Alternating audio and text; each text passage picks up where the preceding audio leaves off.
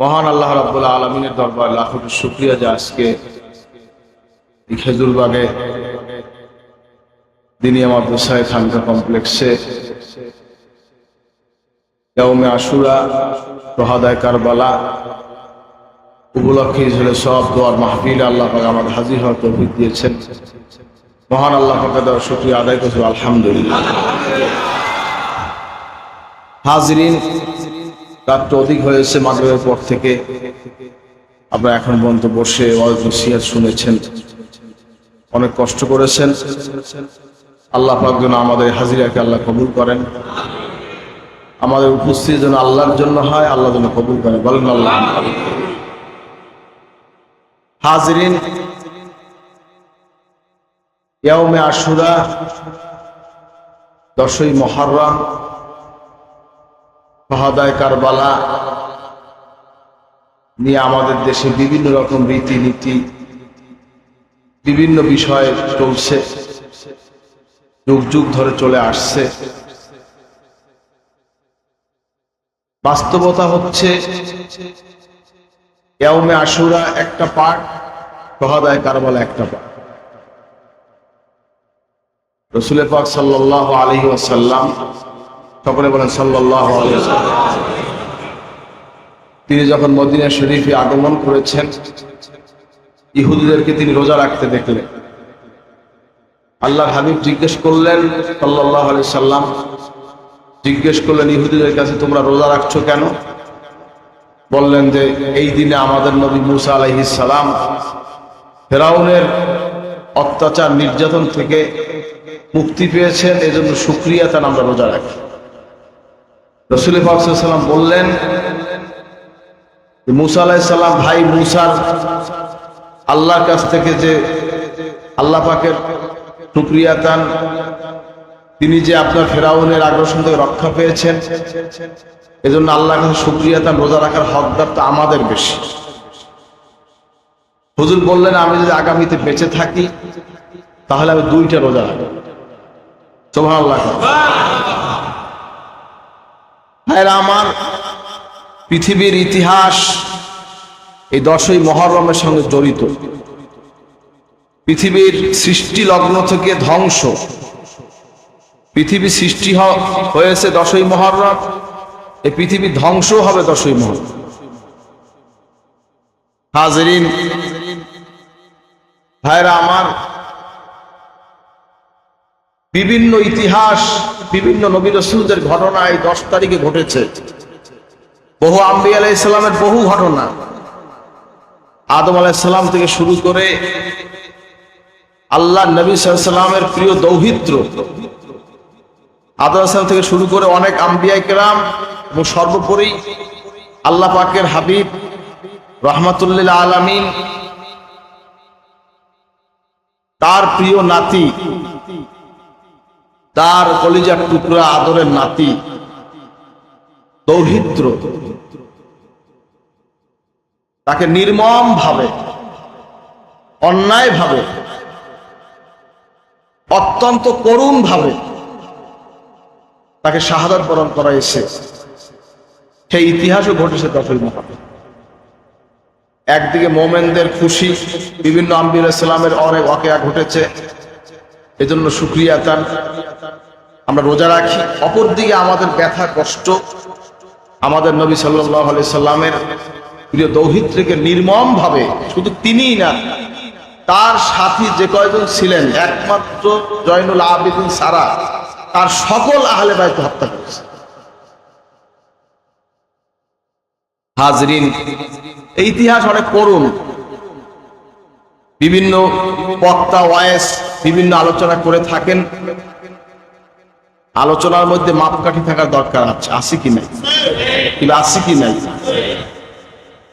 হাজরিন, মুহররম মাসে রোজা আল্লাহর হাবিব সাল্লাল্লাহু আলাইহি ওয়াসাল্লাম ইরশাদ করেছেন, আফজালুস সিয়াম বাদা রমাদান শাহরুল্লাহিল মুহররম। হুজুর বললেন, ইরশাদ করেছেন, রমজানের রোজার পরে উত্তম যে রোজা সেটা হচ্ছে মুহররমের রোজা। উম্মতে মুহাম্মাদে 2টা রোজা রাখবে, ইহুদিরা রাখে একটা, আর মুসলমান তার ব্যতিক্রম করবে। মুসলমান কয়টা করবে? কার নির্দেশ? আল্লাহ হাবিব সাল্লাল্লাহু আলাইহি ওয়াসাল্লাম তিনি বলেছেন, আমি আগামীতে জীবিত থাকলে, দুনিয়ায় যদি বেঁচে থাকি, তাহলে দুইটা রাখবে। সুবহানাল্লাহ। কিয়ামত পর্যন্ত জারি থাকবে ইনশাআল্লাহ। সকল উম্মতে মুহাম্মদ দুইটা রোজা রাখবে। সাইয়েদনা আদম আলাইহিস সালাম তিনি আল্লাহ পাক যখন তাকে সৃষ্টি করলেন, জান্নাতে চির সুখে আনন্দে তিনি বসবাস শুরু করলেন। তার বাম পাজরের হাড় দ্বারা আমাদের আম্মা জান হাওয়া আলাইহিস সালামকে আল্লাহ সৃষ্টি করলেন। সুবহানাল্লাহ বলেন।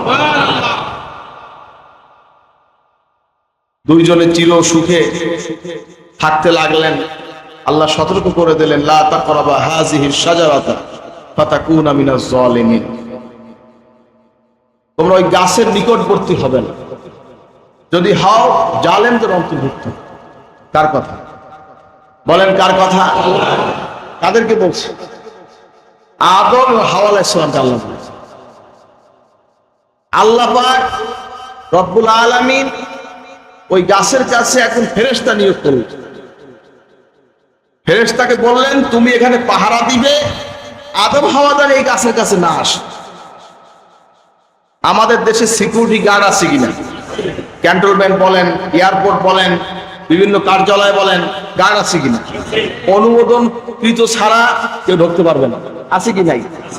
তদ্রুপ আল্লাহ মহান রব্বুল আলামিনও সিস্টেম করে দিয়েছেন, সিকিউরিটি গার্ড ফিট করছেন ফেরেশতা, তুমি এখানে পাহারা দেবা, এখানে যেন কেউ না ঢোকে।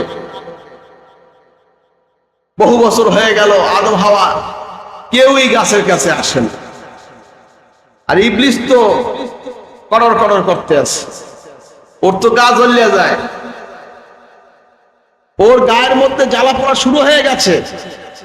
কারণ আদম এবং হাওয়া, ইবলিস ছিল মুআল্লিমুল মালায়েকা, মহান রব্বুল আলামিনের একটা হুকুম মানে নাই। একটা হুকুম, কয়টা? কয়টা? একটা। আল্লাহ বলছেন আদমকে সিজদা করো, তামাম ফেরেশতারা সিজদা করেছে, ইল্লা ইবলিস, ইবলিস ব্যতীত তামাম ফেরেশতারা আদমকে সিজদা করেছে আলাইহিস সালাম। কিন্তু ইবলিস সিজদা করে না, করে না ইবলিস।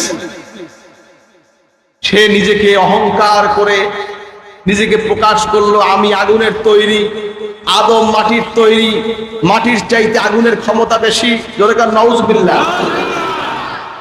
আগুন যখন জ্বলে, বালু মারলে কি আগুন নিভবে যায় না? কি ভাই, আগুনের ক্ষমতা বেশি? বলেন তো, বলেন তো হাজরিন। যাই হোক, নিজে নিজে সে গবেষণা করছে, আল্লাহর হুকুম মানে নাই, আল্লাহ তাকে বের করে দিয়েছে, চির অভিশপ্ত। সে আল্লাহর কাছে দুইটা দিনে দাবি করলো, আল্লাহ আমার দুইটা কথা আছে। আল্লাহকে কহ, তোর কি কথা? আমারে কিয়ামত পর্যন্ত হায়াত দিতে হইবে। আল্লাহ যা দিলাম। আল্লাহ জানে যেটা দেয়, এটা কি ফেরত দেয়? আল্লাহ ঠিক আছে, তোমার এই বান্দা আদম সন্তানের রগে রগে চলার ক্ষমতা আমার দিতে হইবে। অভিশপ্ত তো আমারে করছই, রগে রগে চলার ক্ষমতা দিতে হবে। আল্লাহ ঠিক আছে, চল। হাজরিন, ইবলিস শয়তান সে ভান পেতে আছে কিভাবে আদম হাওয়াকে জান্নাত থেকে বের করা যায়। জান্নাতের পাহারাদার গেটে বিভিন্ন ধরনের আল্লাহ পাকের সৃষ্টি, ময়ূর, সাপ, সাপের পাও ছিল, আর এরা ওখানে ছিল। সাপের সাথে ময়ূরের সাথে কন্ট্যাক্ট করে ইবলিস ঢুকলো জান্নাতের মধ্যে। সাপের প্যাডের মধ্যে হা করছে, প্যাডে ঢুকেছে ইবলিস, বমি করে বের করে দিয়েছে। সাথে সাথে সাপের পাও পড়ে গেছে। বুঝছেন কি বলছি? ওই সময় থেকে সাপ শত্রু। আগে কিন্তু সাপের মুখে বিষ ছিল না। সাপ চির আমাদের শত্রু হয়ে গেল তখন, যখনই মানুষ সেটাকে ফস করে ওঠে। ওঠে কিনা? কি ওঠে কিনা? হাজরিন, এরপরে ইবলিস গাছের নিচে বসে খুব ইবাদত বন্দেগীতে রত, কান্দাকাটি করতেছে, বহুত কিছু। হাওয়া আলাইহিস সালাম বলতেছে, হাওয়া আলাইহিস সালাম ঘুরতে বেরিয়েছে, ফেরেশতায় গেছে জান্নাত ঘুরিয়ে দেখ। কেন হাওয়া এখানে আসবে না, আমি তো জান্নাত ঘুরিয়ে আসি। এই ফাঁকে ইবলিস ওখানে বসছে। হাওয়া আলাইহিস সালাম দেখে ওখানে কাঁদতে আছে। আদম আলাইহিস সালাম ইবলিসের জিজ্ঞাসা, আপনি কাঁদলেন কেন? আমি কি কাঁদি আমার দুঃখে? আমি তো কাঁদি তোমাদের কষ্টে, তোমাদের দুঃখে। কত বড় বুজুর্গ, ধরে কার নাউজুবিল্লাহ। আমি চিনতে আছি যে আল্লাহ তোমাদেরকে অচিরে এই জান্নাতে বের করে দেবে। যদি এই গাছের ফল খাইতে পারো তা আজীবন তোমরা থাকতে পারো। দিল আশ্বাস। হাওয়া আলাইহিস সালাম সরল মনে ইবলিসের চোখের পানি দেখিয়া সহজ সরল মনে ফল ছিঁড়ে মুখে দিচ্ছে, চলে গেল পেটে। আদম আলাইহিস সালামকেও দিল, আদম আলাইহিস সালাম মুখে দিয়েছে বলে হঠাৎ মনে পড়ছে গলা যাচ্ছে চারটা, গলা চেপে ধরেছে। আপনার হাত দান তো, এখানে একটা গিট আছে না, দেখেন তো গিট আছে না, এই গিটটা হইল কি আপনি? সুবহানাল্লাহ। আদম আলাইহিস সালাম ধরছে চারটা, আল্লাহ পাক একটা গিট তৈরি করে দিচ্ছে। মহিলাদের আছে? ও মেয়েছা, মহিলাদের আছে? সুবহানাল্লাহ। ভাইরা আমার, কিয়ামত পর্যন্ত যত পুরুষ আসবে সকলের এখানে একটা গিট থাকবে। বলা হাজরিন, মনে পড়ে গেল আদম আলাইহিস সালামের লা তাকরাবা হাযিহি শাজারাতা ফাতাকুনা মিনাজ জালিমিন। এর মধ্যে পায়খানা পেশাবের জায়গা আসছে, জান্নাতের পোশাক তাদের শরীর থেকে পড়ে গেল। হাজরিন, এরপরে আল্লাহ পাক তাদেরকে জান্নাত থেকে পৃথিবীতে নামাই দিলেন। আদম আলাইহিস সালাম পড়লেন স্মরণদ্বীপে, শ্রীলঙ্কা, জাবাল আদম যেটাকে বলা হয়, আপনার বিশাল পদচিহ্ন। আমাদের নুরুল ইসলাম ফারুকী তার আপনার ভিডিওতে আপনারা দেখবেন, সে ওখানে উচ্চ করে ছবি তুললে ভিডিও করছে, অনেক উঁচা, বহুত উঁচা, স্বাভাবিক মানুষ ওঠা অনেক কঠিন। হাজরিন, আর হাওয়া আলাইহিস সালাম পড়লেন জেদ্দায়, দুইজন দুই দিকে, মাঝখানে পড়ছে এক সাগর, মাঝখানে এক সাগর, দুইজন দুই দিকে। সুবহানাল্লাহ। আর আদম আলাইহিস সালাম যেখানে পড়ছে যেই দ্বীপে, তার চতুর্দিকে সাগর, শ্রীলঙ্কার চতুর্দিকে সাগর, ঠিক না ভাই? শ্রীলঙ্কা কোথায় পড়ছে? পূর্ব দক্ষিণে আপনার এই যে আমাদের বঙ্গোপসাগর, ভারত মহাসাগর, এর কোনায় পড়ছে শ্রীলঙ্কা। তামিলনাড়ু, ইন্ডিয়ার চেন্নাই, এই চেন্নাই থেকে শ্রীলঙ্কা দেখা যায়, অল্প অল্প কাজ। হাজরিন, যাই হোক, তাই এরপরে 350 বছর কাঁদলেন আল্লাহর কাছে আদম আলাইহিস সালাম, হাওয়া আলাইহিস সালাম, রব্বানা যালামনা আনফুসানা ওয়া ইল্লাম তাগফির লানা ওয়া তারহামনা লানাকুনান্না মিনাল খাসিরিন। বলেন না সুবহানাল্লাহ। কাঁদলেন আল্লাহর কাছে 350 বছর, একটা ভুল, এক ভুল, 350 বছর। আর আপনি আমি কত ভুল না করছি, কত না ভুল করেছি। আর আদম আলাইহিস সালাম, হাওয়া আলাইহিস সালাম একটা হুকুম মানে নাই, এজন্য কেঁদেছে 350 বছর। আপনি কত ওয়াক্ত নামাজ ছেড়ে দিয়েছেন, কত পর্দার খেলাফ করছেন, কত রোজা ভাঙছেন, কত অপরাধ করেছেন, কতবার সুদ খেয়েছেন, হারাম খেয়েছেন। আদম আলাইহিস সালাম, হাওয়া আলাইহিস সালাম একটা ভুলের কারণে 350 কানতে কানতে দাগ পড়ে গেছে। কিতাবে এসেছে দাগ পড়ে গেছে। নদীর মধ্যে যেমন র‍্যাপ পড়ে, খালের মধ্যে যেমন র‍্যাপ পড়ে, বৃষ্টির পানি পড়তে পড়তে যেমন স্পট পড়ে যায়, আদম হাওয়া আলাইহিস সালাম কানতে কানতে দাগ পড়ে গেছে। আরাফার ময়দানে দেখা হয়ে গেল তাদের। হাওয়া আলাইহিস সালাম জেদ্দা থেকে আসলেন আরাফায়, আদম আলাইহিস সালাম শ্রীলঙ্কা থেকে গেলেন আরাফায়, ওখানে গিয়ে তাদের সঙ্গে দেখা হয়ে গেল। বলেন না সুবহানাল্লাহ। দুই স্বামী স্ত্রী মিলে ফরিয়াদ করলেন আল্লাহর কাছে, আল্লাহ তোমার আরশে আজিমের পায়ায় একটা নাম লেখা দেখছি, লা ইলাহা ইল্লাল্লাহ মুহাম্মাদুর রাসূলুল্লাহ। আল্লাহ, ওই যে মুহাম্মাদুর রাসূলুল্লাহ সাল্লাল্লাহু আলাইহি সাল্লাম, এই নামের ওসিলা দিয়ে দোয়া করছি, তুমি আমাদের মাফ করো। আল্লাহ পাক হাওয়া আলাইহিস সালাম, আদম আলাইহিস সালামের তওবাকে আল্লাহ কবুল করলেন। হাজরিন, এই হাদিস নিয়ে অনেক ইখতিলাফ করে। এই রেওয়ায়াত নিয়ে অনেক ইখতিলাফ। এই ওসিলা যেটা রব্বানা যাওয়ার মতো সরাসরি আয়াত কোরআন শরীফে, কি এটা আয়াত না? এটা তো অস্বীকার করলে তো বেঈমান হইবে।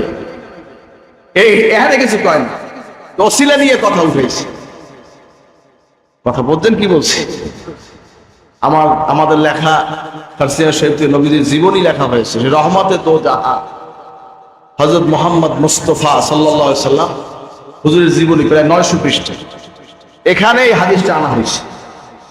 রিওয়ায়াত কোত্থেকে আসছে তাও সব লেখা আছে, রেফারেন্স সব লেখা আছে।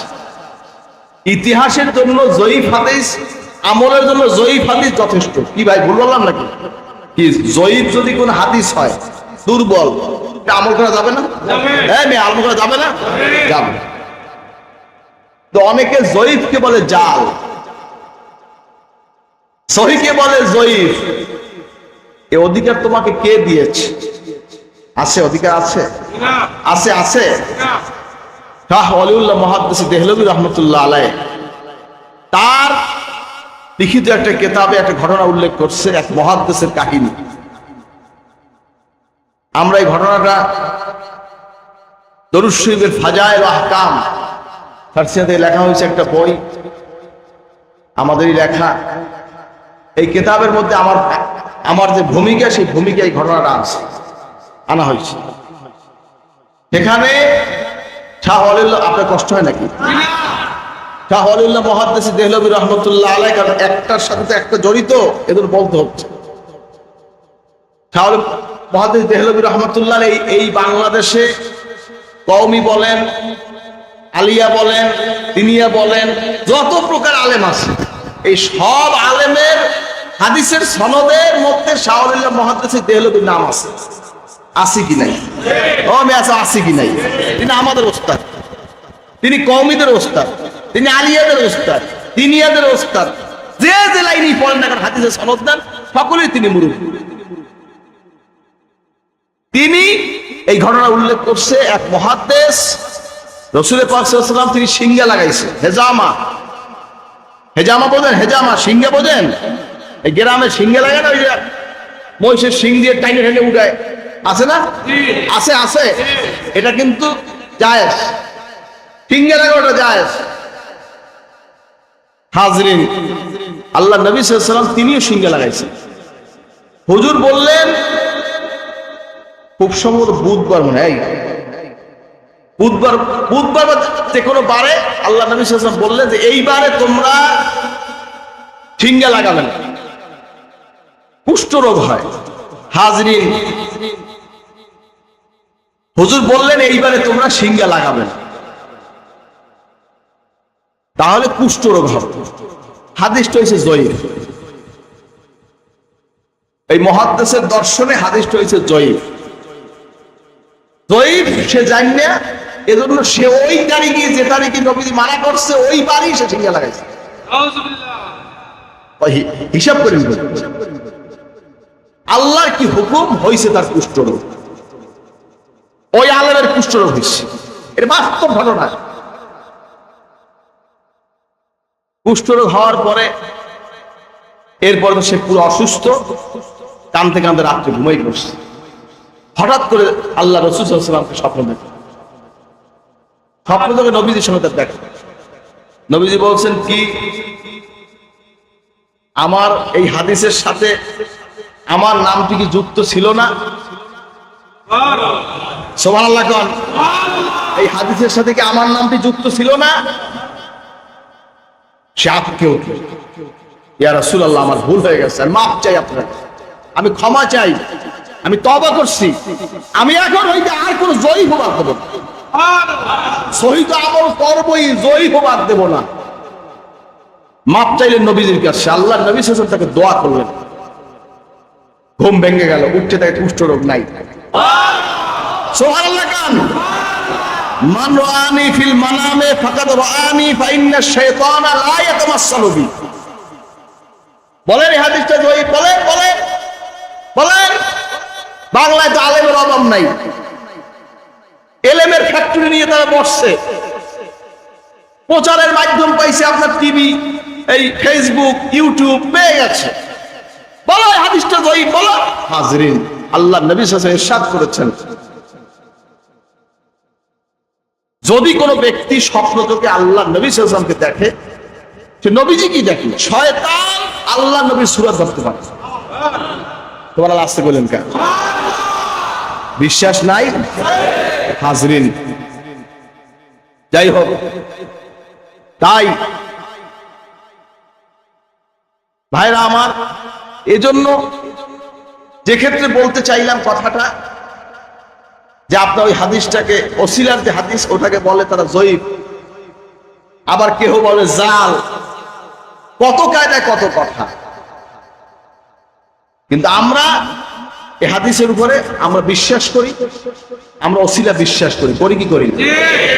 ইয়া আইয়ুহাল্লাযীনা আমানুত্তাকুল্লাহ ওয়াবতাগু ইলাইহিল ওসিলা।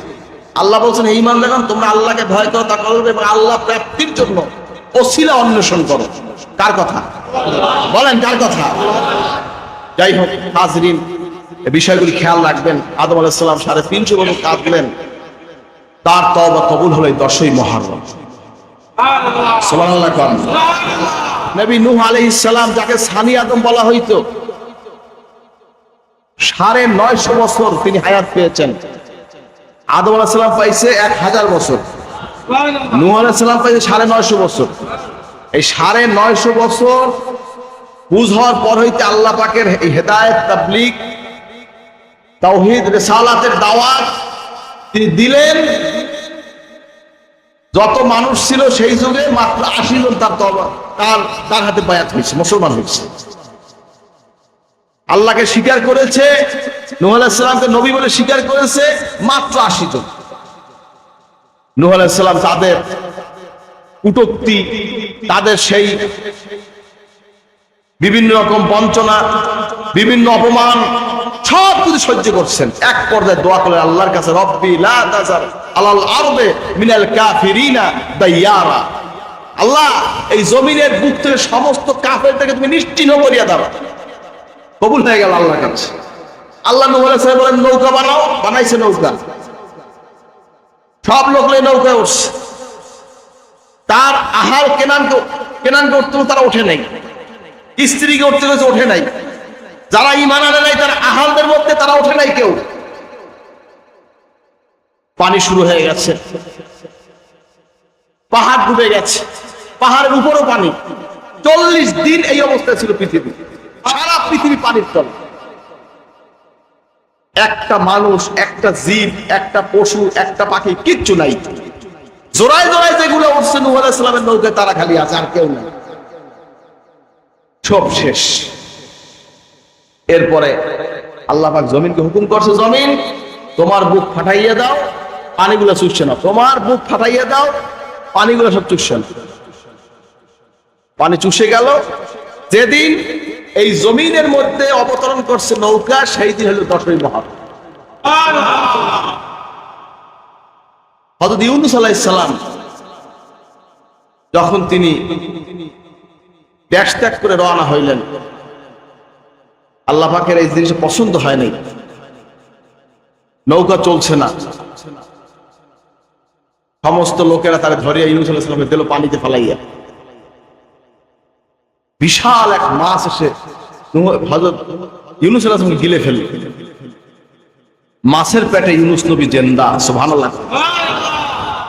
মাছের পেটে গেলে জিন্দা থাকে? ও মিয়া সাহেব, অক্সিজেন থাকে? কি আল্লাহর কারিশমা, কুদরত, কি আল্লাহর কুদরত, মেহেরবান, সুবহানাল্লাহ। নূহ আলাইহিস সালাম সেই পানির মধ্যে, পানির ভিতরে সব তিনি দেখতেছেন। সুবহানাল্লাহ। পানির মধ্যে বসে দোয়া করছে আল্লাহর কাছে। কি দোয়া করছে? লা ইলাহা ইল্লা আনতা সুবহানাকা ইন্নী কুনতু মিনাজ জালিমিন। খেলেন না করে আল্লাহর কাছে ফরিয়াদ করলেন আল্লাহর কাছে, আল্লাহ মাপ চাইলেন আল্লাহর কাছে। আল্লাহ পাক তার জন্য সাহায্য করলেন। মাছের পেটে বেদনা উঠে গেল, মাছ মুখ দিয়া বমি করে দিল ইউনূস আলাইহিস সালাম। সাগরের মধ্যে না, তরে তরে যাইয়ে না। সুবহানাল্লাহ।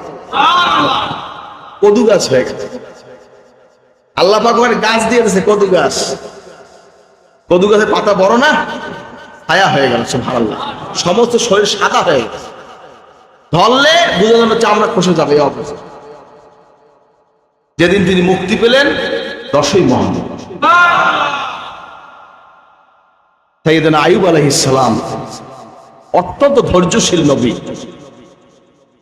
যার সারা শরীর পোকায় খেয়ে ফেলত। আল্লাহর পরীক্ষা, সুবহানাল্লাহ। সারা শরীর পোকায় কামড়াচ্ছে, কিচ্ছু বলে না, কি আল্লাহর জিকির করছে।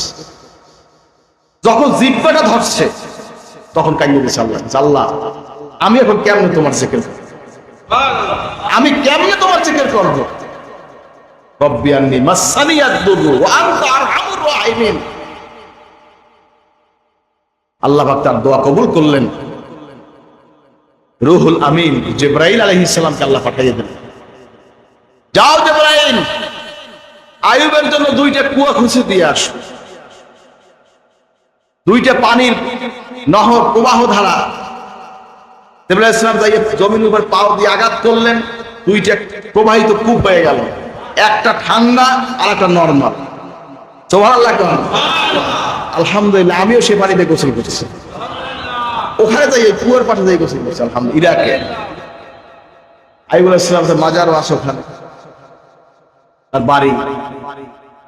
হাজরিন, এরপরে আইয়ুব আলাইহিস সালাম গোসল করলেন, আল্লাহ পাক তাই রোগ থেকে মুক্তি দিলেন 10ই মুহররম। সাইয়েদনা মূসা আলাইহিস সালাম আল্লাহ পাকের জরুল কদর পয়গম্বর, যার সাথে আল্লাহর সরাসরি কথা হয়েছে। তুর পাহাড়, কোথায় কোথায় কোথায়?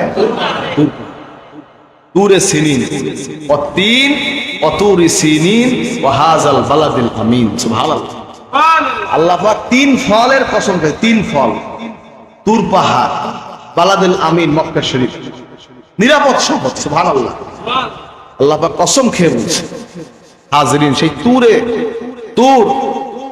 তুর পাহাড়, যেখানে হযরত মূসা আলাইহিস সালাম আল্লাহর সাথে কথা হয়েছে, যেখান থেকে তিনি নবুয়ত প্রাপ্ত হয়েছে। সুবহানাল্লাহ। হাজরিন, তাই মূসা আলাইহিস সালাম এর অনেক ওয়াকিয়া সংক্ষেপ বলছে। ফেরাউনের আগ্রাসন থেকে মুক্তির জন্য তার বনী ইসরাইল কওমকে নিয়ে তিনি রওনা হইলেন দরিয়ার পারে। যখন তিনি সমুদ্রের পারে হাজির হয়ে গেলেন, বিশাল জলরাশি, কি করে পার হবেন? আল্লাহ বললেন, ইদরিব বিআসাকাল বাহর। সুবহানাল্লাহ। মূসা আলাইহিস সালামকে বললেন, লাঠি দ্বারা সাগরে আঘাত করো। ইদরিব বিআসাকাল বাহর। সুবহানাল্লাহ। আঘাত করলেন সাগরের মধ্যে, বিশাল প্রশস্ত রাস্তা হয়ে গেল। ভাইরা আমার, পার হয়ে ওপার চলে গেলেন। ফেরাউন এসে গেল নীল দরিয়ার, ফেরাউন এসে গেল দরিয়ার পারে। দরিয়ার পারে আসছে, ইখতিলাফ আছে, কেউ বলে নীল দরিয়া, আবার কেউ বলে বাহরুল আহমার, লোহিত সাগর। কর্নার ধরিয়া তাবুকে উঠছে, এই ধরনের বিভিন্ন ইখতিলাফ আছে। সাগরের পারে পানি তো নুন। মূসা আলাইহিস সালামের এখানেও মুজিজা, আল্লাহ পাকের মঞ্জুর হয়েছে, এখানে পানি নুন, এখানে পানি মিষ্টি। সুবহানাল্লাহ। কুয়া হয়ে গেল সাগরের পারে, এই কুয়ার পানি মিষ্টি আর সাগরের পানি নুন। সুবহানাল্লাহ। কি আল্লাহর কুদরত! আল্লাহ আকবার। বিশাল সাগর, লোহিত সাগরের পানি অনেক লবণাক্ত, নুন, কিন্তু মূসা আলাইহিস সালাম আল্লাহ পাকের কুদরতে সেখানে অনেক কয়টা কুয়া হয়ে গেছে। হাজরিন, এরপরে ফেরাউন এসে দেখে এই রাস্তাটা তার জন্য বিশাল রাস্তা। হাজরিন, এরপরে কে করছে কি, আপনার ফেরাউন তো পুরুষ ঘোড়ায় ঘোরাচ্ছে, ফেরেশতায় করছে কি মহিলা ঘোড়া ফিরে উঠছে। ফেরাউন যাবে কি যাবে না কল্পনা করতে ভয়ও লাগবে, বলছে যে মূসা আলাইহিস সালামের কার পারে না। এরপরে আমরা সে কন্ট্রোল রাখার আগে দৌড়তেছে মহিলা ঘোড়া, পুরুষ ঘোড়া মহিলা ঘোড়া পিছ দিতেছে দৌড়। দরিয়ার মাঝখানে উপস্থিত, আল্লাহর হুকুম হয়েছে রাস্তার কাছে ভাঙ্গা দুই দিক থেকে পানিতে চাপ দিয়ে ফেরাউন তার সকল কওম ডুবে শেষ। যেদিন মুসা আলাইহিস সালাম এদের থেকে মুক্তি পাইছে ফেরাউন থেকে, সেদিনের দিনটা হচ্ছে 10ই মুহররম। হাজরিন, এই দিনটাকে উপলক্ষ করে আল্লাহ নবী সাল্লাল্লাহু আলাইহি ওয়াসাল্লাম যখন মদিনা শরীফে গিয়েছিলেন, ইহুদিরা এই দিনটা রোজা রাখে। তখন নবী সাল্লাল্লাহু আলাইহি ওয়াসাল্লাম তিনি বললেন যে আমি যদি আগামীতে বেঁচে থাকি তাহলে 2টা রোজা রাখবো ইনশাআল্লাহ। সুবহানাল্লাহ। যাই হোক হাজরিন, এরপর সর্বোপরি আমাদের ব্যথা, আমাদের কষ্ট, সাইয়েদনা ইমাম হুসাইন রাদিয়াল্লাহু তাআলা আনহু আল্লাহর নবী সাল্লাল্লাহু আলাইহি ওয়াসাল্লাম অত্যন্ত আদরের 61 হিজরি সনে প্রথম আলী রাদিয়াল্লাহু তাআলা আনহু তিনি দায়িত্ব পেলেন।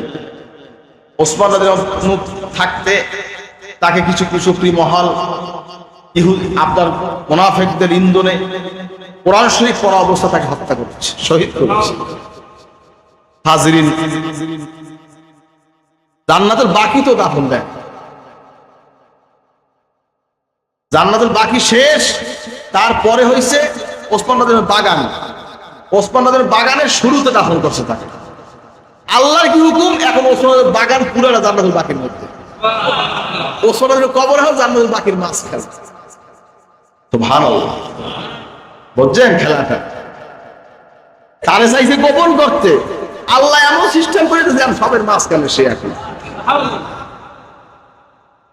আমি চিনি তার মজা, কারণ ওখানে লেখা নাই, কিন্তু নকশা আমাদের কাছে নকশা আছে কোথায় কার কবর, উম্মাতুল মুমিনিন, এবার খলিফাদের কার কবর কোথায় আছে, হুজুরের মেয়ে, হুজুরের স্ত্রী, হুজুরে আব্দাল ফুফু, হুজুরের দুধমা হালিমাতুস সাদিয়া রাদিয়াল্লাহু তাআলা আনহু, আবু সাঈদ খুদরি, এরকম বিভিন্ন মশহুর 10,000 সাহাবীর কবর জান্নাতুল বাকি।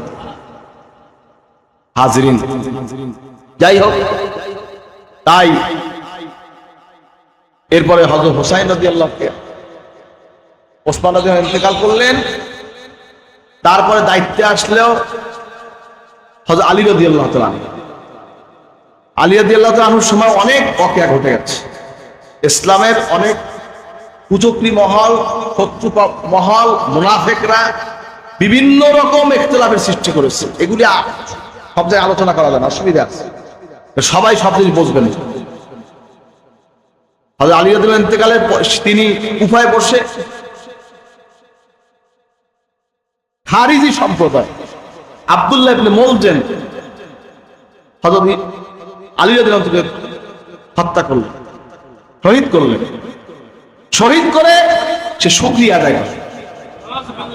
কত বড় নাউজুবিল্লাহ বলেন, কত বড় ধৃষ্টতা। এবার কঠিন ভাবে তার বিচার করা। হাজরিন, ভাইরা আমার, এরপর হল হাসান রাদিয়াল্লাহু তাআলা আনহু, নবীজির বড় নাতি, তিনি খলিফার দায়িত্ব পেলেন। মক্কা শরীফ, মদিনা শরীফ, কুফা, সকল লোকেরা তার হাতে বায়াত। মুআবিয়া রাদিয়াল্লাহু তাআলা তখন তিনি সিরিয়ার গভর্নর। এখানে একটু ভুল বোঝাবুঝি হয়েছে। যাই হোক, হাসান রাদিয়াল্লাহু বললেন, আমি রক্তপাত চাই না, আমি ইসলামের মধ্যে কোনো ডিভাইডেড চাই না, আমি চাই শান্তি। তিনি খলিফার পদ থেকে পদত্যাগ করলেন। মুআবিয়া রাদিয়াল্লাহু ক্ষমতা বুঝাই দেন, আপনি চালান, আমার দরকার নেই। আহলে বায়তদেরকে সম্মান করতে হবে, আহলে বায়তদেরকে ভাতা দিতে হবে। বিভিন্ন বিষয় নিয়ে তিনি সন্ধি চুক্তি করলেন। চুক্তি করে ক্ষমতা মুআবিয়া রাদিয়াল্লাহু আনহু হস্তান্তর করে দিলেন। 20 বছর হযরত মুআবিয়া রাদিয়াল্লাহু আনহু তিনি এই তামাম সব রাষ্ট্র চালাইলেন। ইসলামের বিশাল উন্নতি হলো, সবকিছু হলো। এরপরে ইয়াজিদ ইবনে মুআবিয়া, মুআবিয়া রাদিয়াল্লাহু আনহুর ছেলে, তাকে তিনি ক্ষমতা দিলেন। তার রাষ্ট্রের কিছু উজির নাজির তাদের পরামর্শ। মুআবিয়া রাদিয়াল্লাহু আনহু তিনি বার্ধক্য হয়ে গেলেন, তিনি জিজ্ঞাসা করলেন আমার পরে আমি কাকে দায়িত্ব দেব? তখন তারা পরামর্শ দিল, হুজুর আপনার ছেলেই তো যোগ্য, তাকে আপনি দায়িত্ব দিয়ে দেন। তখন তিনি সহজ সরল বিশ্বাসে, তার উজির নাজিরের পরামর্শে, সরল বিশ্বাসে বিশ্বাস করে এই ইসলামের খেলাফতের দায়িত্বটা তার ছেলেকে তিনি ওসিয়ত করে গেলেন। যখন ইয়াজিদ দায়িত্বে আসলো, আসার পরে মক্কা শরীফ, মদিনা শরীফ, কুফা সমস্ত লোক আর হয়ে গেল যে আর কি লোক ক্ষমতায়, আর কি লোক কি যোগ্য ছিল না? আব্দুল্লাহ ইবনে জুবায়ের, আসমা বিনতে আবু বকর রাদিয়াল্লাহু আনহুর ছেলে, নবীজির আয়েশা সিদ্দিকা রাদিয়াল্লাহু তাআলা আনহার বড় বোন, আবু বকর সিদ্দিক রাদিয়াল্লাহু তাআলা আনহুর বড় মেয়ে, আসমা বিনতে আবু বকরের বড় ছেলে আব্দুল্লাহ ইবনে জুবায়ের রাদিয়াল্লাহু তাআলা, তিনি ছিলেন মক্কা শরীফের গভর্নর। আব্দুল্লাহ ইবনে আব্বাস, নবীজির আপন চাচাতো ভাই, নবীজির চাচা আব্বাস রাদিয়াল্লাহু তাআলা আনহুর ছেলে আব্দুল্লাহ ইবনে আব্বাস। আব্দুল্লাহ ইবনে ওমর, সাইয়েদনা ওমর রাদিয়াল্লাহু তাআলা আনহুর ছেলে, তারা সব জীবিত তখন, তারা সবাই বায়াত হলো হযরত হুসাইন রাদিয়াল্লাহু তাআলা আনহুর কাছে। তারা বলল আমরা ইয়াজিদের খেলাফত মানি না, ইয়াজিদ তো ক্ষমতা লোক, তার ক্ষমতার দরকার। পাশের লোক, আসল কথা কি, সৎ সঙ্গে স্বর্গবাস, অসৎ সঙ্গে সর্বনাশ। ইয়াজিদের পাশের লোকগুলো ছিল খারাপ, মূল বিষয়টা ছিল এই। হাজরিন, যাই হোক, আল্লাহর হুকুম সবকিছুই। হুসাইন রাদিয়াল্লাহু তাআলা আনহু তিনি সহ্য করতে পারলেন না, বিভিন্ন রিপোর্ট, কুফার থেকে তার কাছে চিঠি আসলো, হুজুর আপনি আসেন, আমরা বায়াত হব। বিভিন্ন বিষয়ে বললেন। তিনি মুসলিম বিন আকিলকে তিনি তার দূত হিসেবে পাঠাইলেন, তার হাতে হাজার হাজার লোক বায়াত গ্রহণ করলো। মুসলিম বিন আকিল চিঠি পাঠাইলেন হুসাইন রাদিয়াল্লাহু তাআলার কাছে, ভাইজান আপনি আসতে পারেন, এখানে লোকেরা আপনার আনুগত্য স্বীকার করছে। ইয়াজিদের কাছে খবর চলে গেল, ইয়াজিদ তার বাহিনী পাঠাই দিল কুফায়, নির্যাতন জুলুম শুরু করলো। যারা বায়াত হয়েছে তাদের কাছে হুসাইন রাদিয়াল্লাহু তাআলা আনহুর পক্ষে মুসলিম বিন আকিল বায়াত করছে। এজন্য মুসলিম বিন আকিলের উপরে কঠিন ভাবে নির্যাতন জুলুম করেছে। শেষ পর্যন্ত যারা তার কাছে বায়াত হয়েছে তাদেরকে দিয়েই মুসলিম বিন আকিলকে হত্যা করা হয়েছে। কত বড় বিশ্বাসঘাতক ভাইরা আমার। এরপরে হুসাইন রাদিয়াল্লাহু তাআলা তিনি রওনা হইলেন। তিনি আনন্দে ফুর্তিতে রওনা হয়েছে তার বাবার জায়গা কুফা। তার আব্বা মদিনা শরীফে ছিল, মদিনা শরীফ কেন্দ্রিক রাষ্ট্র। মদিনা শরীফ মক্কা শরীফকে রক্তপাত মুক্ত রাখার জন্য, যুদ্ধ বিদ্রোহ থেকে হেফাজত করার জন্য তিনি রাষ্ট্রের রাজধানী নিয়ে গেলেন কুফায়। কথা বুঝবেন কিন্তু, আলী রাদিয়াল্লাহু তাআলা অত্যন্ত বিচক্ষণ। আনা মাদিনাতুল ইলম ওয়া আলীউন বাবুহা। নবীজি সাল্লাল্লাহু আলাইহি ওয়াসাল্লাম বলেন আমি হলো ইলমের শহর, আলী হচ্ছে তার দরজা। বলেন না সুবহানাল্লাহ। অত্যন্ত বিচক্ষণ ব্যক্তি ছিলেন আলী রাদিয়াল্লাহু তাআলা, অত্যন্ত বিচক্ষণ। হাজরিন, তিনি মদিনা শরীফকে মক্কা শরীফকে সেভ করার জন্য, আমি আলীর যা হয় হবে, মক্কা শরীফ মদিনা শরীফ রক্তপাত হইতে পারবে না, হারাম হারাম থাকবে। নবীর শহর বালাদুল আমিন মক্কা শরীফ, নবীদের শহর মদিনা শরীফ, এই দুই হেরে নিরাপদ থাকবে। এখানে কোনো রাষ্ট্রীয় ক্ষমতাধর রাষ্ট্রিয়া বাজাবাজি করবে, রক্তপাত করবে, মানুষ মারবে, গাছ কাটবে, পশু মারবে, এটা হইতে পারবে না। সুবহানাল্লাহ। নিয়ে গেলেন কুফায় রাজধানী। হুসাইন রাদিয়াল্লাহু তাআলা তার বাবার পদাঙ্ক অনুসরণ করে চলে গেলেন কুফায়, কুফার পথে রওনা হইলেন।